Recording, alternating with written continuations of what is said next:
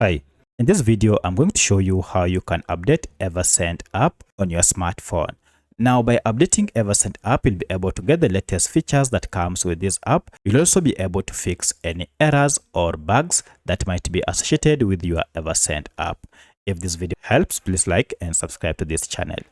Now, to update your Eversend app, you need to look for this app either through Google Play Store or App Store if you're on iPhone. For my case, I'm on Android and therefore I'll go to Google Play Store app. So look for this app, tap on it to open, and then search for your app by name. So I'll just tap under search and search for Eversend like that, and then run the search.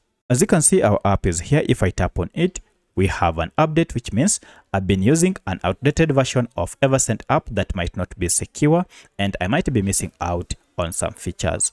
To update, tap on update, and this will download the latest version of Eversend Send Money Abroad app and then install it on your smartphone. From here, now you can tap on open to start using the latest version of Eversend app. So that's how you can update your Eversend app to the latest version.